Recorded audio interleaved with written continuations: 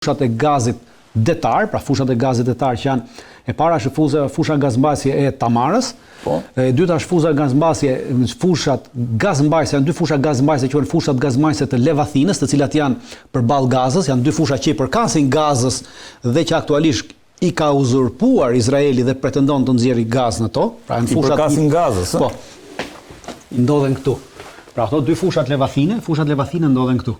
Në këtë pjesën këtu dhe janë mu përballë Gazës, fushat Levathine. E qartë.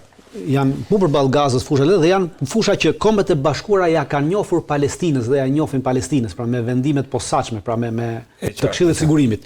Por që Izraeli do t'i përdori për vete. E qartë. Dhe është edhe një fushë tjetër gazmbajtëse detare, e cila i përket Egjiptit. Kjo aleancë quhet edhe aleanca ndryshe 3+1. Quhet aleanca 3+1 sepse është Greqi, Kipro, Izrael, Shtetet e Bashkuara të Amerikës. Pra, ka emrin harku I Mesdheut, por quhet edhe aleanca 3+1. E qartë. Dhe kjo aleancë është bërë për arsye gjeopolitike dhe hegemoniste të Shtetet e Bashkuara të Amerikës për kontrollin e botës. Pra kemi të bëjmë në Mesdhe, aktualisht përplaset gjithë kontrolli I botës. Dhe këtu kemi kjo që duket si një aleancë, jo domethënë se pra kur e shef në pamje të parë thuat është një aleancë që është bërë vetëm për Turqinë. Në realitet nuk është për Turqinë. Realiteti këtu është për përballjen dominimit të botës dhe të rrugëve tregtare që kalojnë që sillen vërdall në këtë botë. Dhe pjesë e kësaj është edhe këto dyshim. Njëra është kjo e kuqja është gazsjellës, pra kjo e kuqja është tubacion gazsjellës I cili do të vijë nga Izraeli në drejtim të Kipros, nga Kipro në Greqi dhe nga Greqia në drejtim të Italisë, drejtim të Evropës. Dhe kjo e bën në këtë moment në rast se ndërtohet ky gazsjellës I cili lidhet me gazsjellsin I cili do të vijë siç tham nga India, Arabia Saudite, Emiratet e Bashkuara, pra dhe vjen në Jordania dhe nga Jordania kalon në duhet ta kemi aty regjia. Mbaj pak të lutem. Dhe kalon në Izrael. Dhe kjo e bën Izraelin. Pra e bën Izraelin një partner strategjik të domosdoshëm të Bashkimit Evropian dhe të Evropës për arsye tashmë nuk e merr më gazin nga Rusia, pra është përshikuar që gazi nga Rusia të mos merret më të ndalë deri në 2027 dhe të marrë këtë gaz as nga Turqia nesër, pra që është edhe shmang edhe Turqinë dhe këtë gaz ta sjellin nga India nëpërmjet Izraelit pra të vi këtu. Dhe ky është tubacioni. Ky tubacion është 1900 kilometra I gjatë. Ka nisur ndërtimi I tubacionit. Parashikohet që të mbarojë në 2029-2030. Kurse kjo e verdha është kabull në ujori energjisë elektrike që e lidh direkt Izraelin me Evropën. Pra, I bën të ndërlidhura dhe në çdo rast Evropa I jep energji elektrike Izraelit dhe Izraeli I jep energji elektrike Evropës dhe e bën me Izraelin partnerin strategjik të veçantë në lidhjen e mesme për Evropën. Ky kabull nuk ka nisur të bëhet. Për këtë kabull vjet Prokuroria Ndërkombëtare e Bashkimit Evropian e Brukselit që ka hapur një hetim për arsye se ka pasur vjedhje të mëdha, pra korrupsion të mëdha në Kipro, në Izrael, në Greqi, në Kretë për këtë punë, dhe dhe kjo është ndërprerë. Kurse kjo vazhdon punimi I saj jo me ritmet që duhet, po vazhdon. Kurse kjo është ndërprerë. Pra e gjitha kjo rrugë që lidhet, pra pjesë një korridori që shkon deri në Itali, po në Itali dhe kjo e lidh, komplet e lidh me korridorin tjetër që shkon në Indi. Dhe e gjitha kjo bëhet për të izoluar Greqinë, për të izoluar Kinën, sepse bëhet si korridor më vete kundrejt rrugës Mëndafshit, pra rruga e Mëndafshit që kanë kinezët, e cila sjell në Evropë. Kjo paga shumë. Po, dhe kjo bëhet për të lidhur këtë, pra shikoni. Pra kjo nga India do vi ky gazsjellsi, do lidhet këto rrugë dhe vjen në Dubai, në Riyadh, pra në këto edhe vjen del në Haifa dhe nga Haifa nga Izraeli vjen në Port to Port. Ka një gjë. Përse ja I shfutur Shtetet e Bashkuara të Amerikës këtë. Aktualisht Greqia në Greqi, porti I Pireut, që shihni, porti I Pireut është 67% pronë e kompanisë kineze Cosco. Po. Dhe porti I Pireut është bërë porti kryesor I Kinës në Bashkimin Evropian që sjell mallrat nga Kina në gjithë të. Dhe tashmë në rast se ti e mbulon me gaz, e mbulon edhe me këtë, do zhvillohet një rrjetë kurudhor tjetër që po ngrihet dhe në rast se ti e mbulon me këtë rrjetë totalisht, atëherë ti e bllokon Kinën. Pra, qëllimi është të bllokojmë Kinën për të ardhur drejt Evropës. Dhe prandaj është bërë kjo aleancë. Dhe kjo aleancë e mban Turqinë lart, për arsye se Turqia është në aleancën e rrugës Mëndafshit. Turqi, Pakistan, Iran edhe Kinë. Dhe për këtë arsye Turqia dhe Irani dhe Pakistani kanë bërë një marrëveshje për të ndërtuar një hekurrudh, e cila do të sjelli Dhe kjo e ku rrugë do të sjellin madhrat nga Pakistani dhe nga Kina. Pra vinë madhrat nga Kina, vinë drejtim Pakistanit, vinë nëpërmjet Iranit dhe vinë sa më shpejt në Turqi dhe Turqia tip fusi madhrat kineze në drejtim të Europës. Shkurton diku të rreth 15-17 metor rrugë që bëj më përpara me anije, pra është projektuar ndërtohet kjo rrugë, pra nuk është ndërtuar akoma, e rruga është projektuar dhe por kjo rruga që bëhet, kjo rruga që duan ndërtojnë, pra evropianët me Shtetet Bashkuara të Amerikës Kryesore izolon Turqinë. Pra Turqinë e shkëput dhe izolon, pasi Turqia llogaritet si pjesë e rrugës Mëndafshit, si pjesë e Kinës. Rrugës, po. Pra, në këtë moment, në këtë pjesën e mesdheut që neve shohim këtu, kjo pjesa e mesdheut, ku është Greqia dhe ku përfshihemi edhe neve. Pse përfshihemi edhe neve? Atë lutem e kthe pak atë hartën mbrapa. Ja ku janë këto korridoret gjitha. Po, atë shohim pse përfshihemi edhe neve. Neve jemi këtu. Pra neve jemi këtu në Shqipëria. Atëherë, ndërtimin e kësaj rrjete, ndërtimin e këtij gazsjellësit, një pjesë të kësaj gazsjellësis dhe ndërtimin e këtij rrjetit në New York të energjisë elektrike e ka marrë një firmë franceze. Totalisht, pjesa më të madhe që do lidhet me Evropën. Dhe izraelitët nëpërmjet amerikanëve çfarë do të kontrollojnë? Pra, nëpërmjet Izraelit kontrollojnë, sepse kjo është aleancë ekonomike, por është kthyer në një aleancë ushtarake midis Izraelit, Kipros dhe Greqisë. Për arsye se këto bashkëpunojnë edhe ushtarakisht, pra ka lindur nevoja bashkëpunimit ushtarak për të siguruar këto rrjete të energjisë dhe këtë rrjet ekonomik. Kjo është bërë si nevojë domosdoshme. Dhe për këtë nevojë është nevoja që të kontrollohet dhe të kihet nën kontroll gjithçka. Dhe si mbahet nën kontroll gjithçka? Atëherë, Izraeli, Kipro dhe Greqia kanë bërë një aleancë të përbashkët ushtarake dhe funksionojnë bashkë. Por Turqia është jashtë, në këtë mënyrë kontrollon Turqinë. Shqipëria mbetet tu, Shqipëria llogaritet si aleate e Turqisë. Në shumë për arsye se ne jemi shtet musliman. Dhe llogaritet si aleate e Turqisë dhe tashmë. Por Franca ka një marrëdhënie të ngushtë me Greqinë dhe ka bërë një marrëveshje ushtarako-politike për mbrojtje të përbashkët me Greqinë. Pra, dhe ajo funksionon gjë. Pra, Franca angazhohet që në rast se Greqia sulmohet, Franca t'i vinë në ndihmë Greqisë, por ka një pikë ajo marrëveshja, thotë vetëm brenda territorit grek. Pra nuk thot jashtë territorit grek. Pra sepse është parashikuar që përplasja do të jetë midis Greqisë dhe Turqisë, duke qenë se janë të dyja vendet e NATO-s. Atëherë çfarë thotë? Franca i vjen në ndihmë Greqisë brenda territorit grek, por nuk e ndihmon jashtë territorit për të sulmuar jashtë territorit grek, pra në territorin e Turqisë, në mënyrë që mos të hyjë një vend të mos bërë një luftë tjetër NATO. Dhe për këtë arsye, për të pasur në kontroll, sepse në këtë moment Greqia ka të mbuluar pra me ndihmën e Izraelit. Me ndihmën e radarëve izraelite, me ndihmën e raketave izraelite që Izraeli ka dhënë Greqisë, mbulon pjesën ballore të Turqisë. Këtë pjesën që ka përballë, kurse mbrapa e ka të zbuluar dhe mendon se mund të vijë sulmi nga Shqipëria në rast të marrëdhënie, në rast të një lufte midis Greqisë dhe Turqisë. Dhe atëherë çka ka bërë? Është futur Franca në lojë. Franca i ka shitur Shqipërisë radar, pra ka bler radarët. Shqipëria radarin që ka bërë marrëveshje, që bëri marrëveshje kryeministri jon për të bler radar, pra hoqi dorë nga blera radarëve amerikan dhe bleu radar francez në mënyrë që Franca si aleate e Greqisë të mbajnë në kontroll kurrizin e Greqisë në radarët e Shqipërisë. Pra në këtë moment çdo lloj tentative e Turqisë për të sjellë çdo lloj ndihme për të organizuar çdo gjë nga territori i Shqipërisë në territor të Greqisë kontrollohet nga Franca. Pra Franca dhe Izraeli dhe Greqia dhe Kipro kanë bërë një aleancë të përbashkët për të kontrolluar gjithë të territorin e mesdheut. Dhe komplet çka ndodh? Po kjo e fut në përplasje me Turqinë. Absolutisht, gjithë përplasja. Duam apo nuk duam. Gjithë përplasja do bëhet, sepse pse e fut në përplasje me Turqinë? Sepse Turqia ka deklaruar që çfarë do lloj korridori energjie që do të kalojë në mesdhe. Dhe neve nuk jemi pjesë, ka deklaruar Hakan Fikan para 1-2 muajsh, neve nuk do ta lejojmë. Neve nuk do ta lejojmë. Për korridor që po flasim. Po, por ama kemi një problem tjetër. Kemi një problem pasi Shtetet Bashkuara të Amerikës kanë kaluar në qershor të këtij viti. Pra, me 16 qershor të këtij viti, në Kongresin Amerikan ka kaluar një ligj i posaçëm, i propozuar nga 5 kongresmen, ata janë njëri është me origjinë hebreje, kurse 4 janë me origjinë greke. Bilesi kam edhe emrat e tyre, ti lexoj se vetëm pra ai me origjinë hebreje është Schneider, kurse të tjerët janë Gaz Bilirakis, Nikol Miliotakis, Dina Titus dhe Chris Papas. Këta janë 4 me origjinë greke, të cilat kanë propozuar një ligj të posaçëm i miratuar i quhet Akti i daljes në mesdheun lindor. Pra, është propozuar ligj i posaçëm në Shtetet Bashkuara të Amerikës për Departamentin e Shtetit, e cila e detyron Departamentin e Shtetit që ta shohë këtë çështjen e mesdheut si pjesë të politikës së jashtme amerikane. Pra me ligj e ka detyrim tashmë Shtetet Bashkuara të Amerikës, e kanë bërë me ligj detyrim vetveten që kjo quhet Akti i daljes në mesdheun lindor.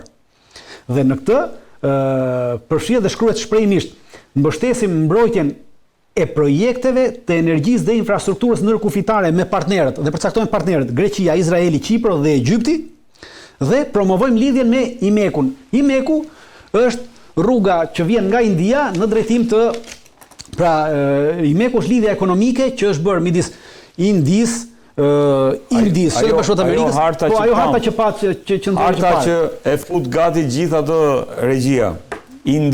Po, India, e cila vjen është bërë midis Indisë, Shtetet Bashkuara të Amerikës, Izraelit, Arabi Saudite, Emirateve të Bashkuara Arabe. Jo, është ajo tjetra, se kjo Emiratet e Bashkuara Arabe dhe Greqia.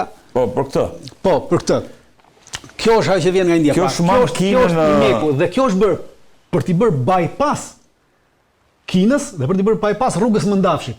Dhe tashmë kemi një përplasje, pra mesdheu është qendra ku po përplaset interesat kineze, turke, pakistaneze, iraniane, edhe interesat ruse, po përplaset në mesdhe sepse kemi forcat ruse të cilat ndodhen në Siri, në 2 baza dhe po mundohen të hyjnë ekonomikisht në Irak për arsye se një pjesë e kësaj rruge kalon edhe nga Iraku, pra vjen nga Riadi dhe një pjesë e kësaj rruge kalon edhe në Irak. Po. Dhe Rusia ka hyrë me marrëveshje energjetike në Irak, ku ka bërë marrëveshje energjetike dhe kompania Lukoil, e cila u sankcionua. Sankcionua nga Shtetet Bashkuara të Amerikës. Një muaj para sankcionimit ka bërë një marrëveshje më të madhe të saj me sektorin e energjisë në Irak për të marrë disa fusha të gazit në Irak dhe për t'i zhvilluar. Dhe plus ka bërë edhe një paramarrëveshje me Rosatomin e Rusisë për të ndërtuar mini reaktor të vegjël bërthamor në Irak për prodhimin e energjisë elektrike. Pra, Rusia. Pra, kemi një përplasje të interesave pra të asaj pjesës që quhet BRICS-i me Atlantikun. Po. Ajo harta që ishim, regjia, ajo harta që ishim, që e interesant se janë gjitha rrugët, korridoret globale të geopolitikës. Të gjitha përplasjet përfundojnë, baza është mesdheu, sepse gjithçka bëhet për të mbajtur Atlantikun e Veriut. Pra Atlantiku i Veriut përshikohet Evropa dhe Shtetet Bashkuara të Amerikës. Dhe kjo plasje është kufiri, pra ky është kufiri ku përplaset Atlantiku i Veriut me BRICS-in, pra Kinën, Rusinë dhe të gjitha interesat përplasen këtu. Nuk është qendra as Ukraina, as Gaza, as Irani. Baza është dhe përplasja e të gjitha interesave është mesdheu. Kjo është përplasja e të gjitha interesave mesdheu. Sepse nxjerrja e Turqisë jashtë kësaj, pra Turqinë e ka llogaritur si pjesë të BRICS-it, si pjesë të këtij rrami, sepse realisht Turqia është në atë që ka lidhen lidhet me Iranin, nga Irani me Pakistanin dhe me Kinën. Belt and Road Initiative, ja ku është me blu. Ajo është. Ajo me blu. Dhe këtu është përplasja e madhe. Dhe por Turqia ka kërcënuar që nuk do të lejojë këtë në rast se nuk do të bëhet pjesë. Por ama ligji që është bërë në Shtetet Bashkuara të Amerikës, si vjet, në qershor, e përjashton Turqinë nga kjo. Dhe atëherë do të kemi një përplasje. Për këtë arsye edhe të gjitha ato që pseudo marrëveshje që dhe ajo pritje që i bëri Erdoganit, ishin për këtë pjesë. Pra, interesi i Erdoganit ishte për këtë pjesë, që të hynte pjesë e kësaj. Por Shtetet Bashkuara të Amerikës, jo vetëm që se futën pjesë e kësaj, dhe në moment që se futën pjesë e kësaj, atëherë u prishën gjitha marrëveshjet e tjera që bën dhe ran pas një jave, për arsye se nuk mundet të veprojë, pra kanë kaluar me vendimet posaçme, pra Turqinë kanë llogaritur jashtë kësaj. Dhe kjo mund të sjellë edhe në një dalje Turqisë nga NATO, edhe në një përplasje tjetër. Pra siç thash, kemi një rrjet të evropian që është bashkuar me këta. Dhe kemi ato me jeshile, me blu dhe Turqia po vepron në bazë kësaj për të bërë një përballje, pra duke qenë se Franca ka ndihmuar Greqinë, pra ka një marrëveshje me Greqinë. Atëherë çfarë bën? Turqia është nxituar dhe ka nxituar për të siguruar një pjesë tjetër të NATO-s që të mos i bashangjitet të gjitha Shtetet Bashkuara të Amerikës dhe Izrael, dhe ka bërë marrëveshje për blerjen e 20 tajfunëve me Anglinë. Në këtë moment Eurofighter. Tajfun Eurofighter, po. Dhe blerja e kësaj marrëveshje, prandaj shkon nga Turqia drejtë në Britani. Po, këta 20 avion nuk kanë një rëndësi të madhe.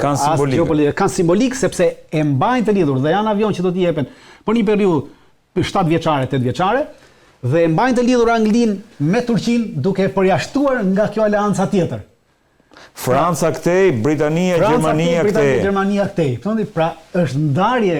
Ndërkohë Rusia me Iranin, me Indinë, me Pakistanin, me Kinën. Pra kjo është përplasje. Dhe këtu ndodhi për këtë arsye, kjo është qendra. Pra mesdheu është qendra e kësaj përplasje. Korridori i luftrave. Edhe ndërhyrja e Shtetet Bashkuara të Amerikës për në Gaza, për të paqësuar Gazën dhe për ta marrë nën kontroll Gazën, nuk është vetëm për Riviera është një diçka që nuk ka vlerë, dhe është vetëm për çështjen e këtij korridorit gazit që do të kaloj dhe do të lidhë këtë, sepse janë kompania amerikane ato të cilat kanë marrë përsipër edhe çpimin edhe nxjerrjen e gazës në fushat gazmbajtëse dhe naftmbajtëse që i përkasin Palestinës përballë Gazës, dhe që tashmë nuk po funksionojnë për shkak të asaj që kanë ndodhur, pra e kanë ndërprerë në këto 2 vite s'është bërë asnjë punim atje sepse rrezikonin. Dhe gjithë ky korridori që vjen këtej, pra shihim Emiratet e Bashkuara nga India, shikoj Emiratet e Bashkuara, por shikoj edhe Iranin aty që janë shumë afër drejtën. Absolutisht, gjithçka sepse kalojnë në ngushticën e Bab el Mandetit gjitha tu kalojnë. Pra këtu do kaloj gjithçka në ngushticën e Hormuzit do vi gjithçka, prandaj është qendra kryesore. Hormuzi vazhdon të jetë. Absolutisht. Dhe gjithçka, çdo lloj përplasje që shihni, edhe përplasja që ndodhi këtu në Bab el Mandeb që bën Huthët. Pra, Huthët bllokuan Bab el Mandetin jo vetëm për Izraelin, po bllokuan për gjithë Atlantikun. Pra, për arsye se nuk lejonin të kalonin asnjë anije që i përkiste Atlantikut, lejonin vetëm të lejonin të kalonin anijet kineze dhe anijet ruse.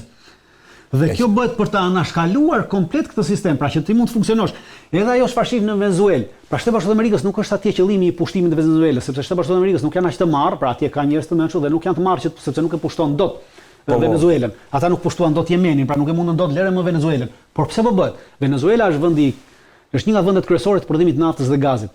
Dhe Kina është blerësi kryesor i naftës dhe gazit të Venezuelës, duke bllokuar të gjithë bregun e detit me anije luftarake, duke bërë ato zonë luftarake. Ti çfarë bën? Ti bën hyn atë pjesën që quhet sea denial, pra mohimi i detit. Dhe anijet nuk e marrin dot, Kina nuk merr dot naftën dhe gazin që i duhet, që është duke marrë sot nga pra. Qartë.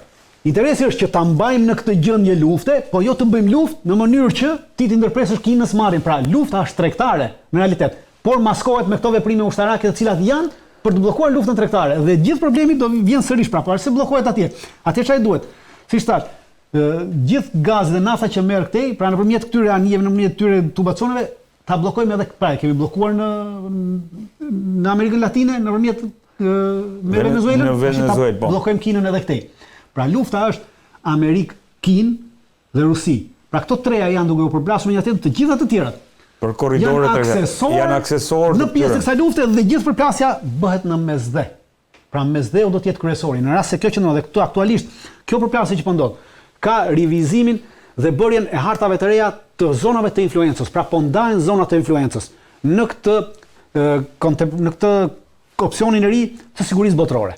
Arkitekturën e re të sigurisë botërore. Sepse këto korridore thua do ndërtojnë edhe këto korridore janë, pra të gjitha këto korridore që folëm, nuk janë të ndërtuara.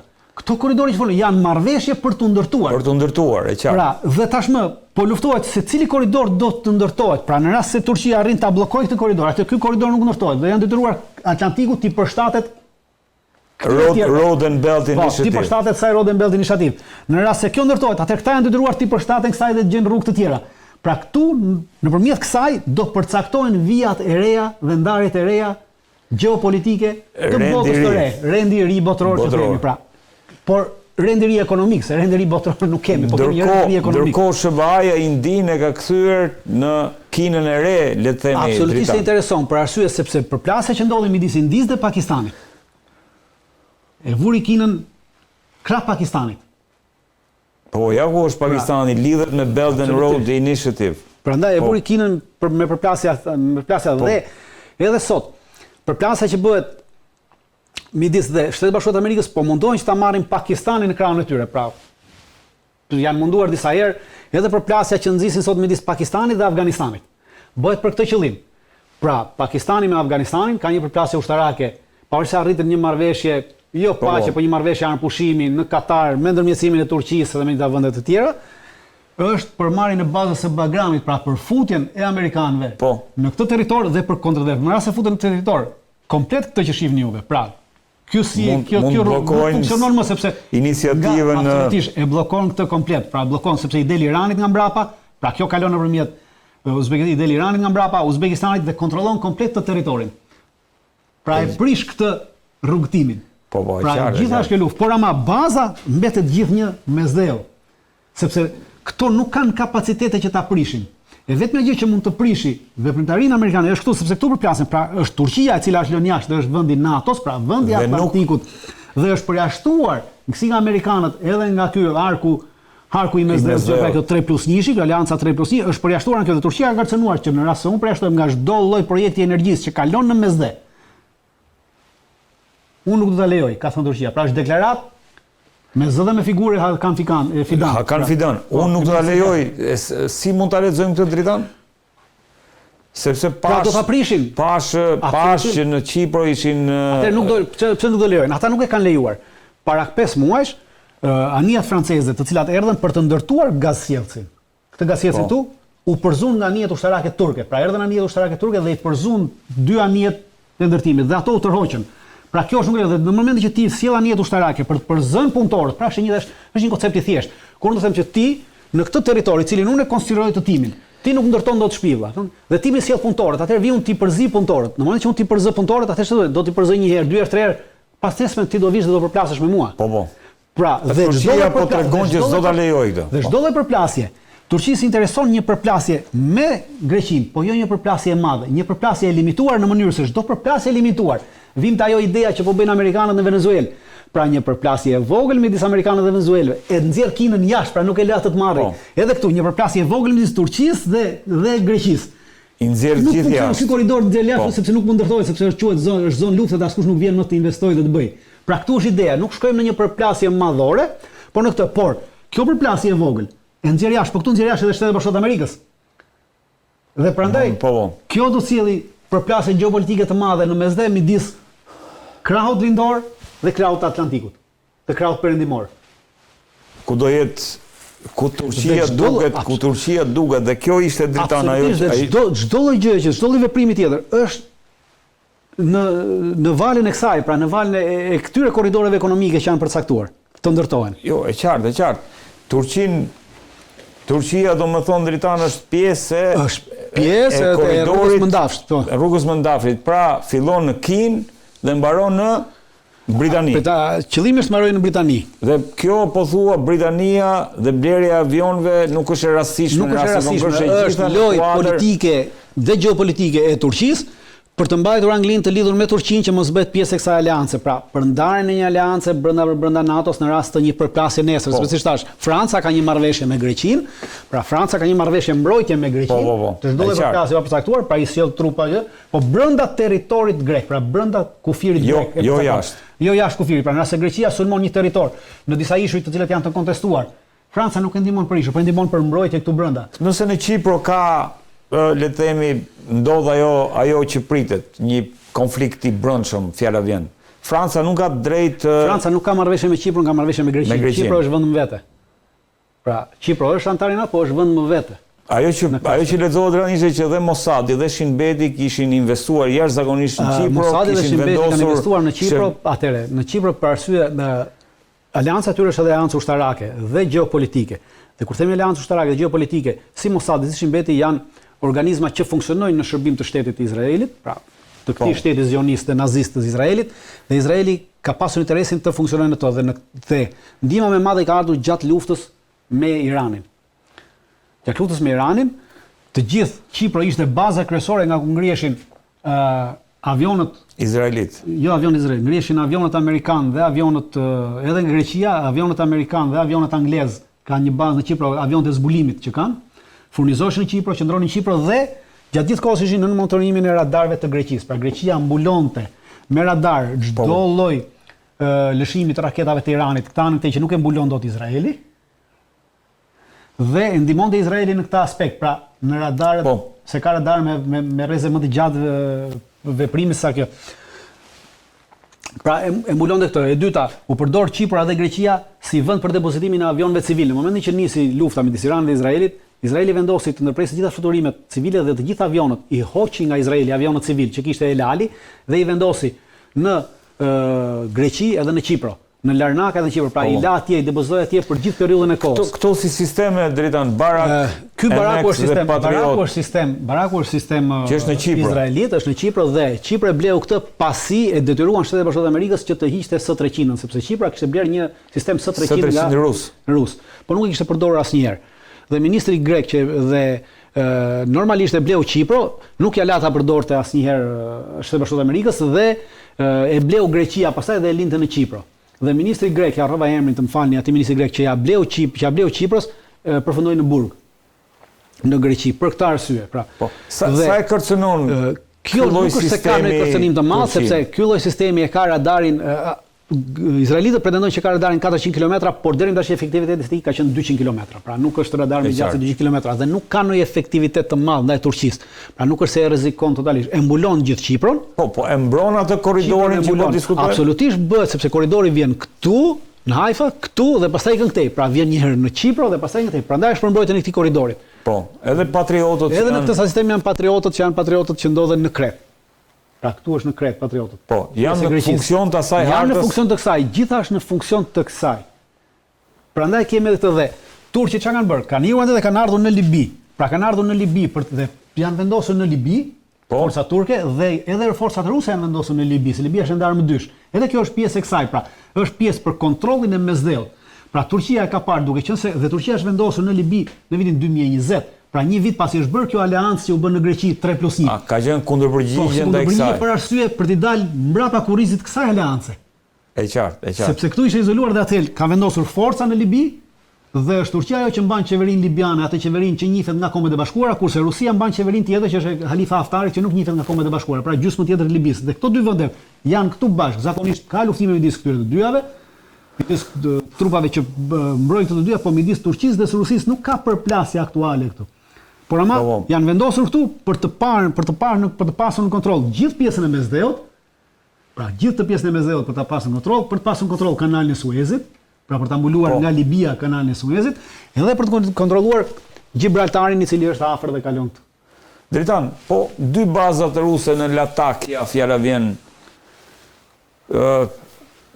që ndodhen në Siri e kanë fjalën. Po.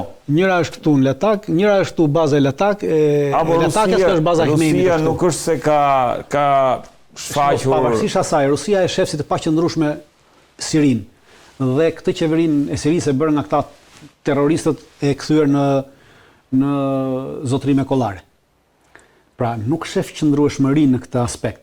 Dhe për këtë arsye është duke munduar që të bëjë, siç thash, aleanca të reja, siç po bën me Irakun, aleanca energjetike. Aleancat energjetike janë aleanca, këto aleanca energjetike që ka bërë me Iraku janë marrëveshje 15-20 vjeçare, pa për 15-20 vjet e sheh veten të futur në Irak, Rusia dhe pjesë e kësaj, pra garanton. Edhe një herë atë hartën e korridoreve regjia. Jo të korridoreve, ato që janë të gjitha korridoret e rëndësishme të Eurazisë në rastin konkret, po.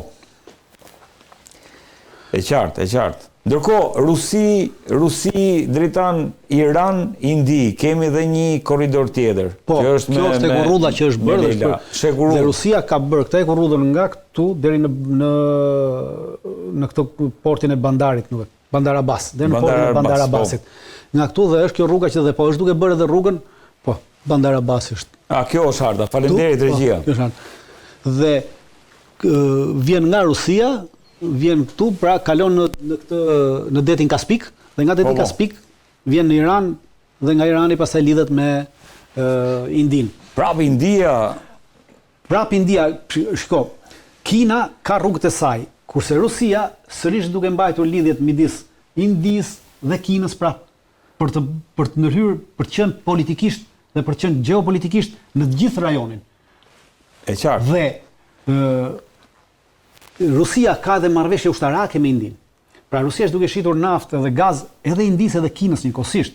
Dhe edhe Indisë edhe pas sanksionimit? Edhe pas sanksionimit, vazhdon, nuk ka ndërprerje. Ai sanksionimi nuk e ka ndërprerje fare këto kompanitë të tjera, ka ndërprerje vetëm ato kompani të cilat bëjnë tregti me dollarin. Pra duke qenë se në momentin që ti nuk bën tregti me kollarin, je jashtë SWIFT-it. Je jashtë atij. Kina ka ndërtuar një lloj SWIFT-i të ri, pra. Unë them SWIFT, po quhet SWIFT se ka një emër tjetër, dhe çdo lloj marrëdhënie tregtare vepron me atë dhe ti paguan atje me yuan, me monedhën kineze. E qartë. Dhe të gjitha ato kompanitë funksionojnë në atë aspekt. Po Rusia i ka shitur Indis teknologji ushtarake, po i ka shitur edhe Kinës teknologji ushtarake. Dhe Kina tashmë është e varur për teknologji, edhe jo vetëm ushtarake, po edhe teknologji industriale. Kina ka prodhuar 2 avion të mëdhej pasagjerësh, me cilët kishte një marrëveshje me Boeing dhe me Airbusin. Për shkak të sanksioneve, Airbus dhe Boeing u tërhoqën dhe Kina si kanë mbetur avionën tokë për motorët. Dhe tashmë ata motor Kina ka kërkuar t'i marrë nga Rusia. dhe ka bërë një marrëveshje për t'i blerë këta motor nga Rusia. Pra Rusia po hyn edhe atje. Pra janë të ndërvarura marrëdhëniet ekonomike të këtyre vendeve. Po, puna është se dhe përplasen me interesat e Shtetit Bashkuar të Amerikës. Prandaj thash, energjia ishte arsyeja, qëllimi është hegemonia. Dakor, e bukur është kjo, po regjia të lutem edhe një herë atë hartën e korridoreve të luftrave, po apo stabilizohet situata janë, ose fjala vjen në Gaza duket se armëpushimi po qëndron, apo jo? Në Gaza kalon ky korridori po, nga Jordania, se është, shikoni, është në Jordani, po? Nga Jordania duhet të kalon në afërsi të bregut perëndimor, në afërsi të bregut perëndimor, po. Dhe nuk kalon në Gaza, po kalon në atë zonën e kontestueshme që quhet Lugina Jordan. E qartë. Pra dhe kjo Lugina Jordan, për këtë arsye izraelitët nuk e lëshojnë Luginën e Jordan, sepse është qendra ku do kalojë ky gaz dhe del në portin e Haifës. Porti i Haifës. Porti i Haifës është po sikur ja kishin dhënë Kinës këta portin e Haifës, me që mbaj mend vite përpara. Kinës ka qenë një tentativë e Kinës për ta blerë, po me ndërhyrjen e amerikanëve nuk e blerë.